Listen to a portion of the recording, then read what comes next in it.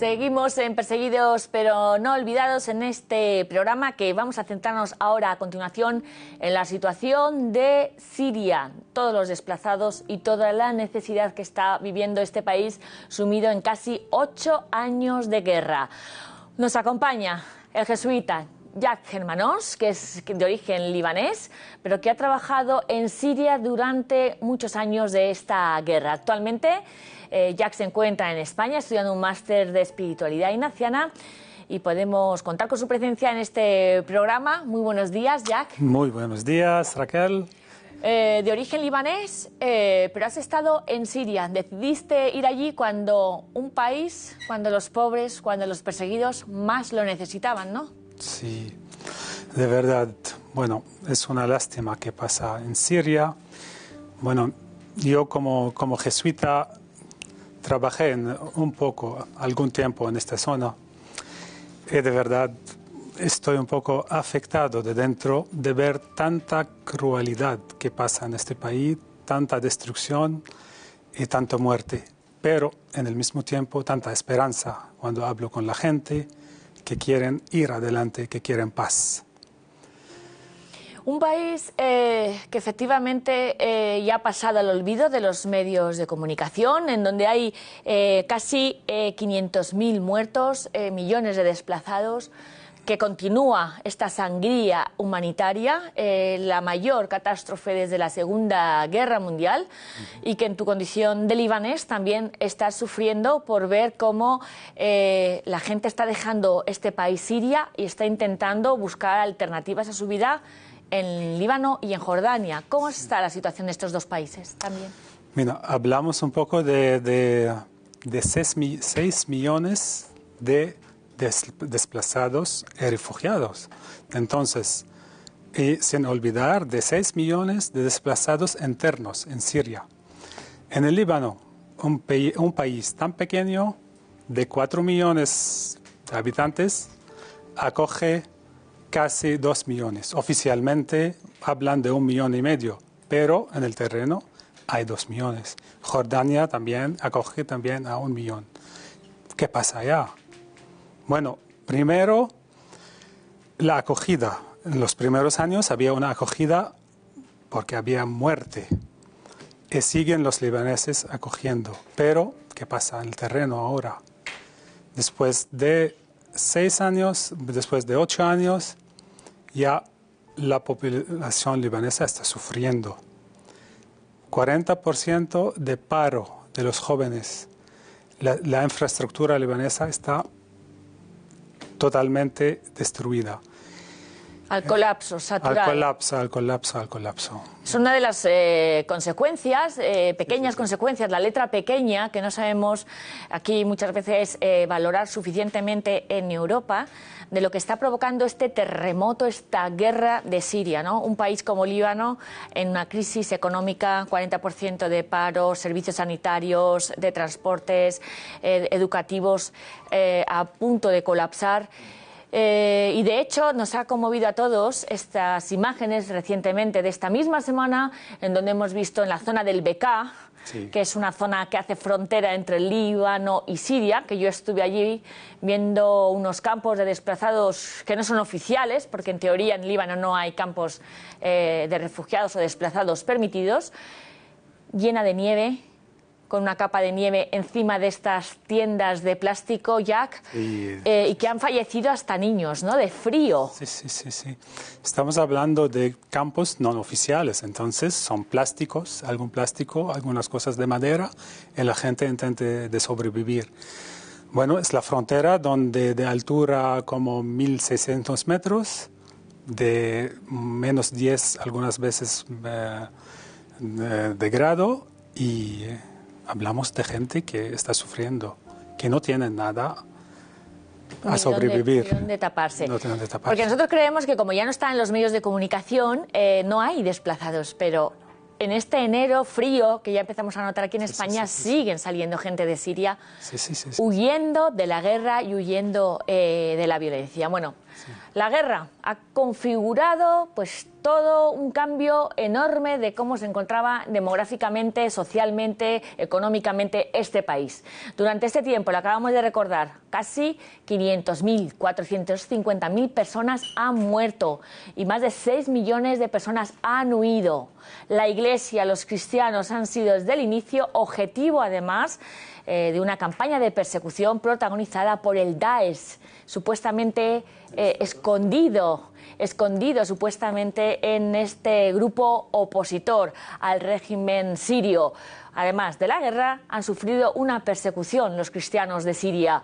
Por eso su presencia pues, se ha reducido, mínima en este país. Quienes se han quedado se han visto tremendamente presionados y perseguidos y han llegado a ser del 10% de cristianos antes de la guerra a no llegan al 4% en estos momentos. A continuación les contamos cómo la Iglesia cristiana en Siria ha sobrevivido y cuáles son sus datos más relevantes, la fotografía de la presencia cristiana ahora, en este momento, en este país. Durante los 8 años de guerra en Siria, los cristianos de todas las denominaciones han sido el objetivo prioritario de la persecución religiosa. De una población de 22 millones de personas antes de la guerra, ahora tan solo quedan unos 18 millones. Desde el inicio de la guerra, 1.707 cristianos han sido asesinados por su fe en este país, la mayoría en las regiones de Homs, Damasco y Al-Hasaka. 677 cristianos fueron secuestrados durante este tiempo. Uno de ellos fue el padre Yex Mourad, que recordó cómo le decían que se convirtiera al Islam o le matarían. El padre Mourad estuvo secuestrado por el Daesh durante 145 días y pudo escapar ayudado por un amigo musulmán y gracias a la Virgen.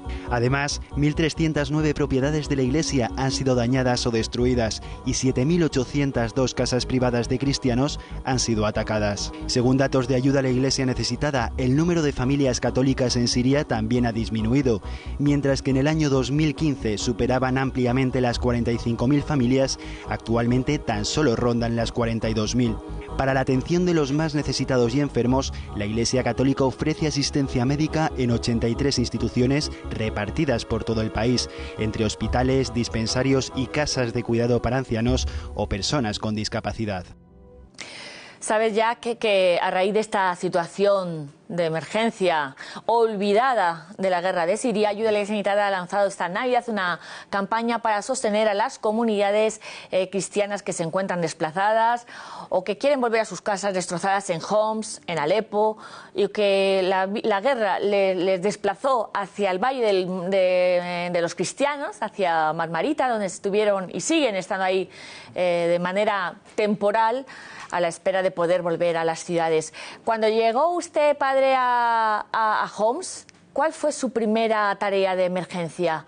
Cuando llegó a Siria, ¿qué se encontró y qué tuvo que responder? ¿Cómo lo hizo? Bueno, yo llegué allá y todavía había bombas que caían sobre todo en Damasco, en Homs, en Alepo, y bueno, la situación muy terrible. La primera cosa es acompañar a la gente. Esta es la primera tarea. Segunda tarea, que la gente no tiene nada a comer, porque no hay trabajo. Entonces, otro tipo de trabajo fue organizar campañas para dar a la gente como porciones a comer. Tercera tarea fue, bueno, como escuelas no oficiales para ayudar a estos niños a entrar, a seguir un poco algo de educación. Entonces, estos tres temas más interesantes, bueno, yo puedo decir que son los más interesantes y siguen interesantes ahora en Siria. Sigue, sí, emergencia y educación. Los dos pilares siempre de la Iglesia, también de los amigos nuestros jesuitas de Ayuda a la Iglesia Necesitada, apoyando a todas las iglesias locales. ¿Y la fe? La fe. Pero en el acompañamiento, la fe de la gente es la primera cosa. Ayudar a esta gente a mantenerse en una fe tan profundo a través de acompañamiento, a través también de la liturgia, a través un poco de la ayuda social. Esto viene todo junto, no podemos separar la fe sin la ayuda social también. Todos los sacerdotes, los abunas, los misioneros, hasta los obispos, los laicos, que les hemos estado preguntando estas semanas a lo largo de esta campaña para sostener a los cristianos de Siria, cuando les preguntábamos, la gente no se pregunta por qué les manda el Señor esta guerra, nos suelen decir que es una pregunta europea, que es una pregunta occidental, que un cristiano de Siria no se pregunta por qué, sino para qué. Usted, que ha estado cerca de estas familias sirias que han sufrido bombardeos, carestía, ¿cómo era? ¿Qué juzgaba? ¿Qué suponía para ellos su fe en Jesucristo en estos momentos tan duros? Hablamos de la gente, primero, como usted dijiste, que los cristianos es su tierra. Primero, Jesús nació en Betlehem, cerca, vecina de Siria, cerca del Líbano, de Jordania. Entonces, es la tierra primera de los cristianos. La gente, bueno, las familias dicen que no podemos dejar nuestra tierra. Es nuestra raíz. Raíces son allá. Entonces, nuestra tierra, nuestros vínculos, ¿cómo podemos dar testimonio de nuestra presencia en esta tierra? Entonces es la solidaridad. La gente que vive en esta tierra, sobre todo los cristianos, hacen una solidaridad tan grande entre ellos y con las comunidades musulmanas también. ¿En plena guerra también sucedía esto? Esto que pasó, que claro, que la gente, bueno, la persona que no tiene a comer está dando a los otros a comer. La gente que no tiene refugio está dando casa a refugiarse. Entonces, la gente está ayudando uno al otro. Entonces, la solidaridad es la primera clave, es la clave cristiana. La clave que ayuda un poco a ir más adelante en la fe. No, si cuando digo yo que estos cristianos amigos nuestros como Jack, que es libanés, estos amigos de Oriente Medio son de otra pasta, o desde luego para ellos la fe les marca la identidad, su manera de actuar, la razón de su vida, y no hay separación entre lo que hacen y lo que dicen. A mí me impresiona, ¿no?, que en plena guerra de Siria haya cristianos que estén compartiendo sus alimentos con sus vecinos musulmanes. Es desde luego un espectáculo. Estas noticias son las que tendrían que saberse, ¿no? Sí, hay que saber que la Iglesia también presenta allá, no está ayudando cristianos, pero también está ayudando otros. Entonces, es una manera de dar testimonio cómo podemos ser este sal para la tierra. Entonces, por ejemplo, los jesuitas, el JRS, Servicio Jesuita de Refugiados, está trabajando con todo el mundo, dando testimonio. Por ejemplo, en Alepo, hasta hace poco tenían una cocina de dar comida cada día como 5.000 a 7.000 porciones para la gente. Personas, cada plato es para cada una persona. Plato, 5.000 a 7.000. Como he dicho antes, la tarea principal también es la educación. Entonces, en todas estas zonas, a pesar de la guerra, hay en Damasco, en Alepo y en Homs escuelas no oficiales para educar a estos niños cristianos y musulmanes. La sal. La sal, que aunque es pequeña, fina, sí. Aunque cada vez se está desapareciendo en Siria, en Líbano, en Irak, en todo Oriente Medio, no podemos evitar que desaparezca. Sí. No podemos evitar que se extinga, porque sin los cristianos de Oriente Medio esta región sería todavía muchísimo peor y sufriría muchísimo más. Claro. Jack, dentro de Siria, dentro de Homs en concreto, hay un cristiano, hay un jesuita extranjero, Frans, de origen holandés, si no recuerdo mal, que fue secuestrado y asesinado por estos terroristas del Daesh cuando llegaron a Homs, la tercera ciudad más grande de Siria. Yo he estado allí viendo la casa, vuestra casa de los jesuitas en Homs, la casa donde estaba Jacques, donde finalmente le decapitaron o le asesinaron allí, porque fue de los pocos que decidieron quedarse durante toda la guerra y todo el asedio que hubo de estos rebeldes, de estos terroristas a esta ciudad, a pesar de que le había dicho todo el mundo que su vida corría peligro, que iban a matarle y que dejara la ciudad. Rápidamente, para que nuestra audiencia sepa un poco quién era este jesuita que dejó su vida por ayudar al grupito de cristianos que se quedó con él en la ciudad de Homs. Bueno, que tanto amor para dar su vida a su amigo. Este es un poco el testimonio del padre Franz van der Lugt. Franz vivió 40 años en Siria y su trabajo principal es de hacer vínculos entre cristianos y musulmanes. A través, mira, que es algo muy bonito, a través de caminar.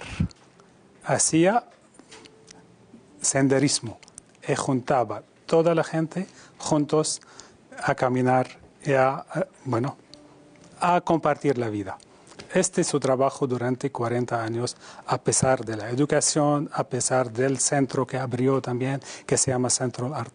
Entonces, Padre Franz dedicó su vida por el pueblo sirio y tenía, como usted dijiste, tenía la oportunidad de salir durante la guerra, pero él decía siempre: el pueblo sirio me acogió durante 40 años en la prosperidad. ¿Cómo voy a dejarlo en este tiempo de muerte? Y yo estoy con ellos hasta el final. Entonces quedó en una zona, nuestra casa de Homs, quedó cercado, ¿no? Sí, cercado. Sí, cercado, con 40 cristianos ayudando, intentando de vivir, hasta que un día uno vino y le mató en el patio de nuestra casa. Le asesinó en su cabeza. Entonces, el padre Franz hoy es un testimonio, es un santo popular. No hay algo oficial, pero por la gente siria es un santo popular. Doy fe. Yo estaba en ese patio. He pedido en la tumba del padre Franz por todos los jesuitas del mundo que están dando su vida hoy, por todos los cristianos de Siria, por toda la población siria, cristiana y musulmanes, para que la paz vuelva a este país. Una paz que, si no llega a ser con personas encarnadas como el padre Franz, no sería real, no sería concreta. El padre Franz, como tantos mártires que está dejando esta guerra, que algún día se contarán, que algún día se hablarán. El padre Daoglio. Paolo Daoglio, o tantos otros cristianos que han dejado su vida por esta amada Siria y por sus hermanos, claro. En estos mismos momentos. Jack, ¿cuál es el mensaje que podemos decir de estos cristianos que están gritando al mundo en esta guerra, en este país suyo desangrado? ¿Qué nos quieren decir? ¿Cómo nos interpela a nosotros que haya una guerra ahora mismo y que esté la gente muriendo, en muchos casos por su fe y en muchos casos por una guerra injusta, nada más? Sí. Como usted dijiste, es una guerra injusta porque es una guerra tonta. Siempre las guerras son guerras tontas. Lo que pasa en esta guerra es una guerra inventada, guerra de religión entre chiitas y sunitas. Y todo se metan dentro, intereses de todo el mundo de fuera. El mensaje es un mensaje de reconciliación hoy. Hoy creo que es el más interesante trabajar al ser humano. El ser humano necesita de ser reconciliado. Que claro que podemos empezar hoy a construir casas para la gente que regresa, pero no podemos hacer los dos caminos juntos. Construir la reconciliación interna del ser humano con la reconstrucción de Siria y de los edificios. Este es el mensaje más interesante hoy. Muy bien. Hay que reconstruir el corazón, las casas, la convivencia entre cristianos y musulmanes y este país.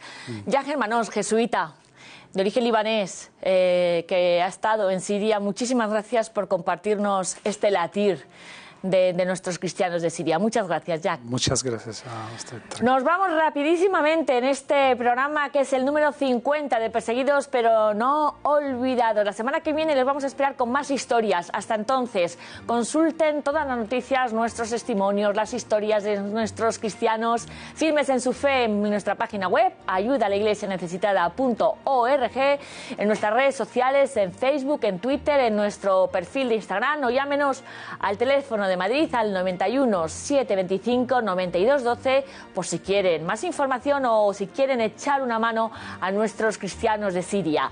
Hoy quieren despedirse de todos ustedes, unos amigos desde Argelia, exactamente desde Orán, donde este precioso coro que les vamos a mostrar a continuación cantó durante la beatificación de los 19 mártires que murieron durante la guerra en este país y cuya ceremonia de beatificación de estos monjes de Tibirine tuvieron lugar el pasado mes de diciembre.